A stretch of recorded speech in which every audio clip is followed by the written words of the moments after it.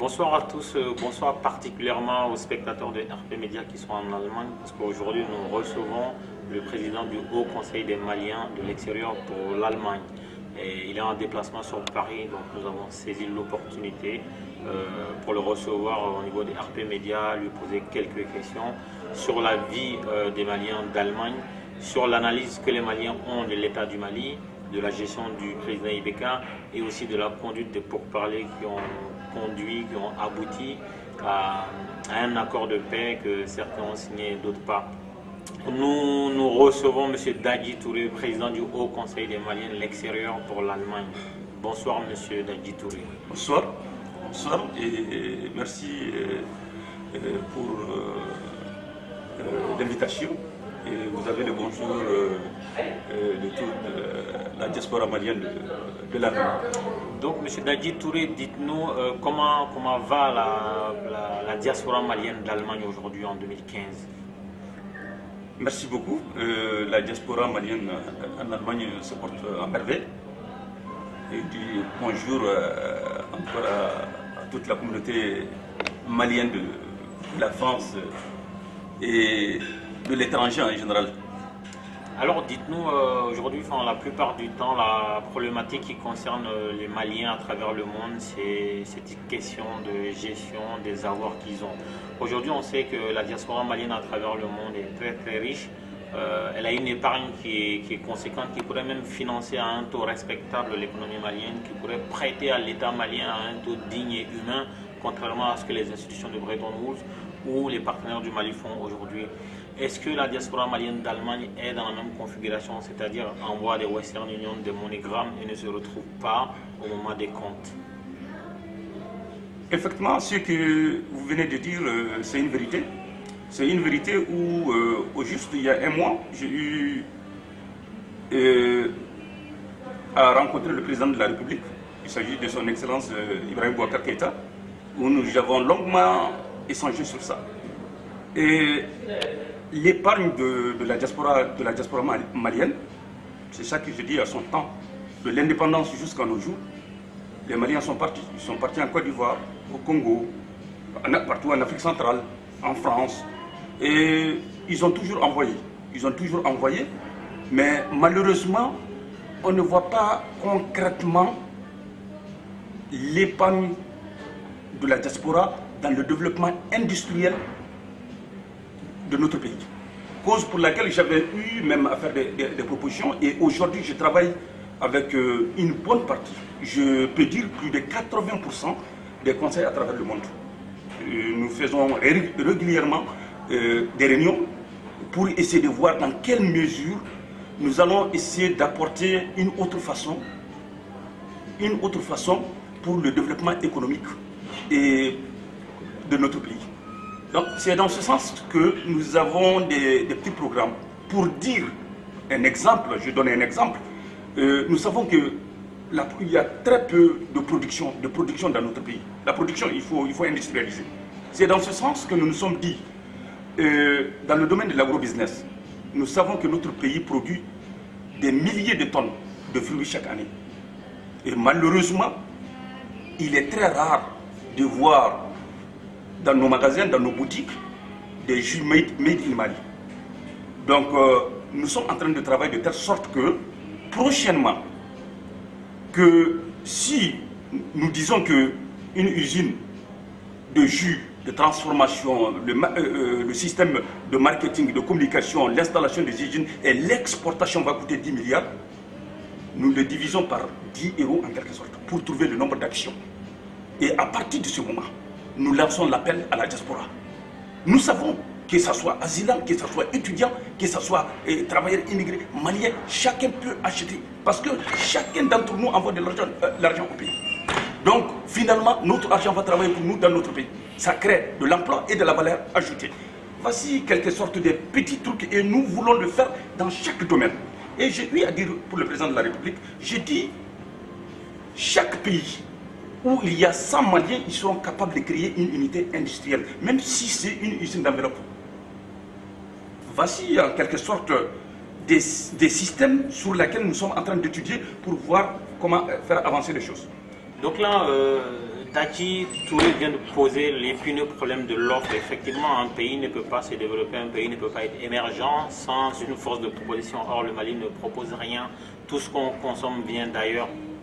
Même une aiguille, même une enveloppe, comme il a dit, tout ce qu'on consomme vient d'ailleurs. Et aujourd'hui, monsieur Dadji Touré, vous qui êtes à la tête de la diaspora malienne d'Allemagne, quelle est votre analyse, quelle est votre vision sur la gestion du pouvoir Ibeka aujourd'hui? Merci. Moi, la gestion du pays, je n'appelle pas gestion Ibeka ou gestion qui que ce soit.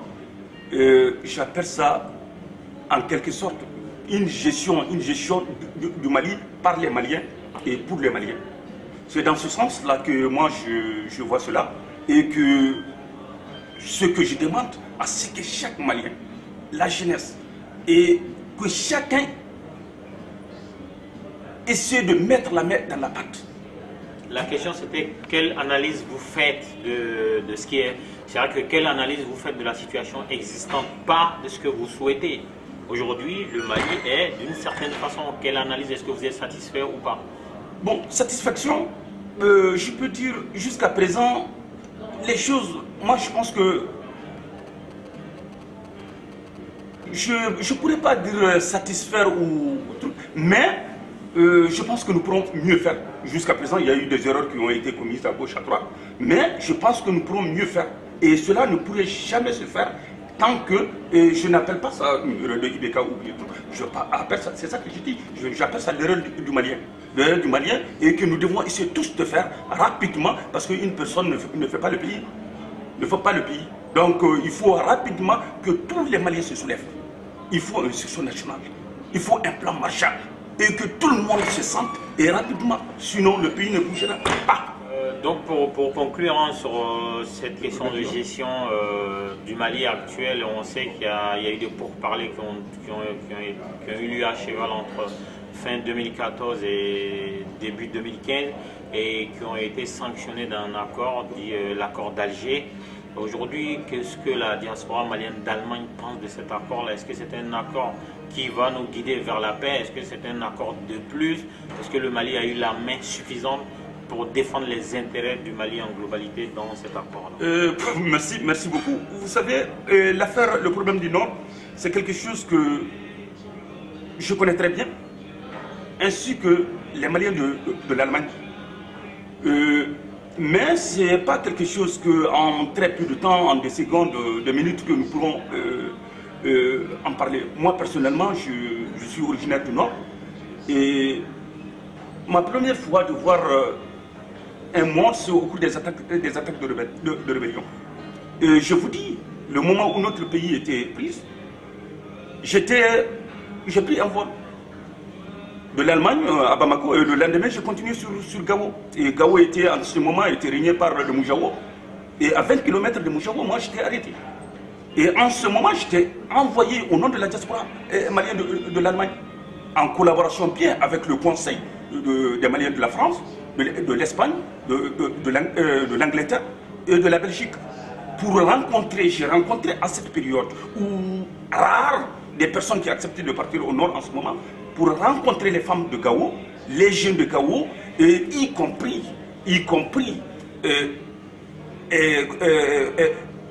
les islamistes et les gens qui occupaient le pays en ce moment.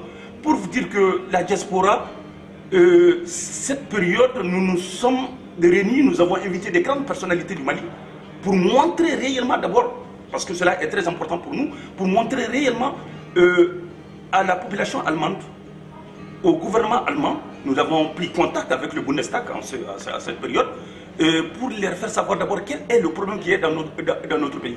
Donc, pour revenir à ce qui concerne les négociations, je crois que les négociations aujourd'hui, de la manière dont c'est parti, on ne peut pas dire satisfaisant parce que tout le monde, les rebelles ont rejeté. Et donc, je crois que l'État a tout fait dans le but de parvenir à les amener, y compris, bien vrai que beaucoup n'étaient pas contents. Et maintenant, je crois que nous devons au juste nous donner la main, y compris ceux que nous appelons rebelles. J'ai des amis, j'ai tout parmi ces gens-là.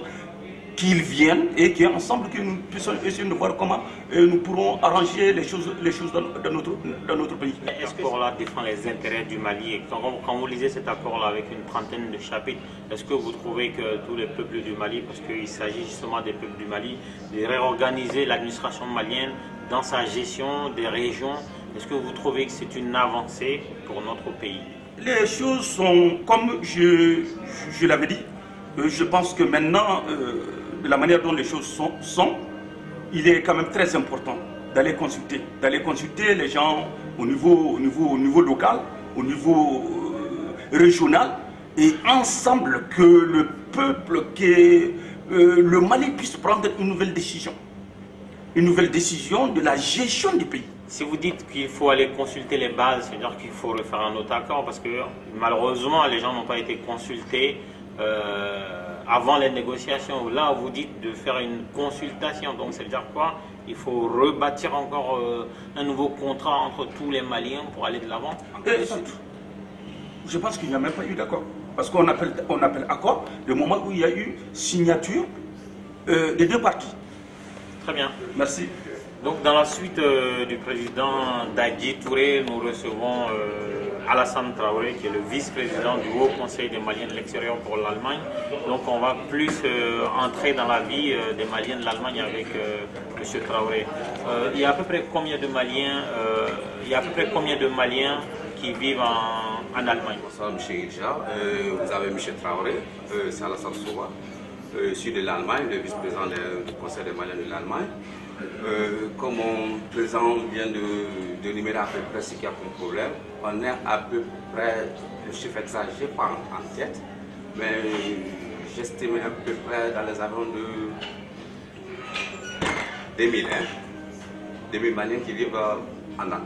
Ces 2000 Maliens, est-ce que ça se passe un peu comme en France ou en Côte d'Ivoire où ils financent des projets, ils construisent des écoles? Quelle est l'activité principale des Allemands, enfin des Maliens d'Allemagne vers le Mali? En fait, pour répondre à cette question, on va un tout petit peu en arrière. Ça dépend de la façon dont les gens sont arrivés en Allemagne. D'autres sont là dans le cadre des études, d'autres sont là en tant qu'asiliens, d'autres sont là en tant que, comment on appelle, travail des ambassades. Les gens qui sont dans le cadre des études, quand ils finissent, d'autres restent, ils bossent. Mais les gens qui sont là dans le cadre de l'asile, vraiment les gens sont un peu stressés. Le cadre de l'asile, ça les prend minimum 3-4 ans et tous même sont rejetés. Donc l'insertion sociale, c'est vraiment un problème. Aujourd'hui, comment ils vivent à des milliers de kilomètres ce qui se passe au Mali? Depuis 2012, où il y a eu ces débuts d'actes terroristes au Mali à travers ce qu'on appelle officiellement de la rébellion, comment les Maliens d'Allemagne vivent de loin tout ce qui se passe au Mali jusqu'à aujourd'hui? De toute façon, on a le cœur avec le peuple malien qui reste là-bas. On se sent, même étant en Allemagne, plus malien que, pour ne pas dire qu'on contribue à tout. Des marches, on a eu organisées, on a même eu à faire des pétitions, qu'on a envoyé des fonds. Donc les gens de son côté, ceux qui vont ouvertement donner ou ceux qui font ça en clandestin, tout se passe pour aider le pays. Est-ce que vous avez l'impression que la diaspora malienne d'Allemagne est écoutée? Est-ce que sa part de tâche la tâche qu'elle fait, est-ce qu'elle est reconnue à sa juste valeur à travers les représentations diplomatiques, à travers les autorités locales au Mali? Je reviens à ça, on est vraiment reconnu, soutenu. Ce qu'on fait, on n'a pas dit qu'il n'y a pas d'autres communautés maliennes qui se battent pour les causes du pays. En tout cas, s'il y a une autre communauté qui doit se battre pour les intérêts du pays, la communauté malienne de l'Allemagne est vraiment en pleine profit. Est-ce qu'ils sont confiants? Je veux dire, quand vous discutez avec eux, vous êtes le responsable associatif de tous ces gens-là. Est-ce qu'ils ont confiance en l'avenir du Mali? S'il s'agit des Allemands, pratiquement il n'y a pas un projet allemand qui évolue sur le territoire malien qu'on n'a pas eu à les rencontrer en Allemagne. Des petits projets jusqu'au niveau du Bundestag. Mon président ici est là, comme il vient de le dire. Il a eu à rencontrer le président Ibeka avec la chancelière allemande. Donc c'est une preuve pour vous dire que vraiment on est bien inséré dans la société et on veut tailler une place et aider le Mali étant en Allemagne. Quel est votre dernier mot pour la population malienne d'Allemagne? Bon, je suis fier de ma population, je suis fier de mon président, toute la communauté qui vit là-bas. Chacun de son côté essaie de faire le mieux. Mais ce que nous demandons, en tant que Maliens vivant en Allemagne, ce n'est pas comme les Maliens qui vivent en France. Le système fait que les gens, souvent, on ne sait pas ce qu'on doit faire. Donc, on incite le Mali à venir vers nous. Bien sûr, on veut aller vers ces gens. Et les petits projets qui sont là, qu'on veut développer, qu'il y a vraiment des structures de base qui nous appuient. Donc ça, c'est vraiment notre problème. Il y en a des intellectuels qui sont là avec le diplôme.